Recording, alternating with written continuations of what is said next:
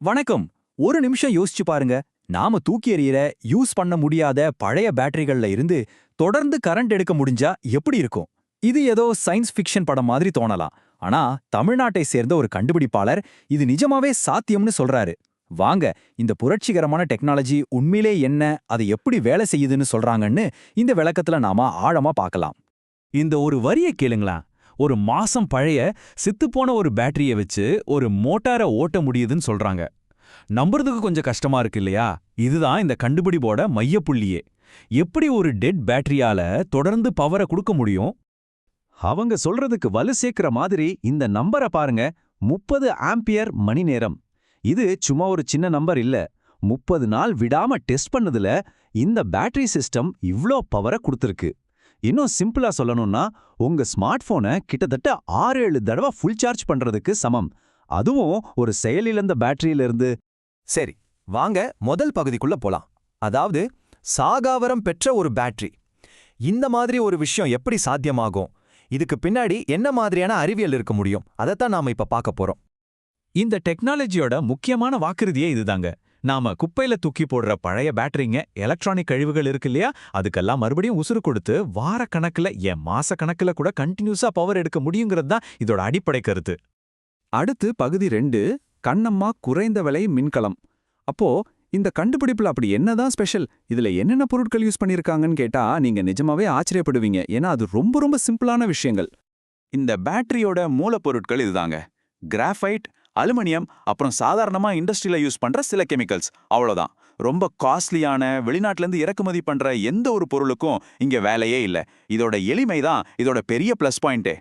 இதோட பொருளாதார பலனை பத்தி கொஞ்சம் யோசிச்சு பாருங்க. மூலப்பொருட்களோட விலை 1 கிலோவுக்கு வெறும் 15 ரூபாயிலிருந்து 20 ரூபாய் தானா. இவ்ளோ கம்மி விலையில எனர்ஜியை உருவாக்க முடிஞ்சா அது எல்லாருக்கும் எவ்வளோ உபயோகமா இருக்கும். அடுத்து பகுதி 3, ஒரு குவாண்டம் ஆற்றல் கோட்பாடு. சரி, எல்லாம் ஓகே. ஆனா இது எப்படி வேலை செய்யுது? இங்கதான் விஷயமே ரொம்ப இன்ட்ரெஸ்டிங்கா மாறுது. நம்ம ஸ்கூல்ல படிச்ச இயற்பியல் எல்லாம் தாண்டி ஒரு புது குவாண்டம் தியரிக்குள்ள நம்மள கூட்டிட்டு போறாங்க. கண்டுபிடிப்பாளர் சொல்ற இந்த அசாதாரணமான தியரிய வாங்க 4 ஸ்டெப்பா பிரிச்சு பார்க்கலாம்.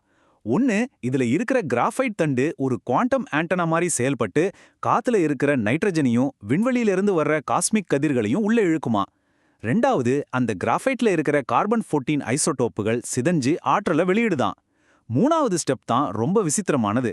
நைட்ரஜன் அணுக்கள் ஒரு சுரங்கம் தோன்ற மாதிரி அந்த செல்குள்ள நுழைஞ்சு எலக்ட்ரான்களை வெளியே தள்ளுதான். கடைசியா இந்த ப்ராசஸ்னால கண்ணுக்கு தெரியாத மறைக்கப்பட்ட ஃபோட்டான்கள் வெளியே வருதான். அதுதான் உண்மையான ஆற்றல்னு சொல்றாங்க. கேட்கவே வித்தியாசமா இருக்குல்ல? இந்த தியரியிலேயே ரொம்ப புரட்சிகரமான ஒருவேளை சர்ச்சையான விஷயம் இதுதான் சொல்லலாம்.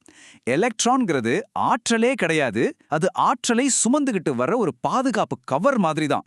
இது நாம பள்ளிக்கூடத்துல படிச்ச அடிப்படை இயற்பியலையே கேள்வி கேட்குது.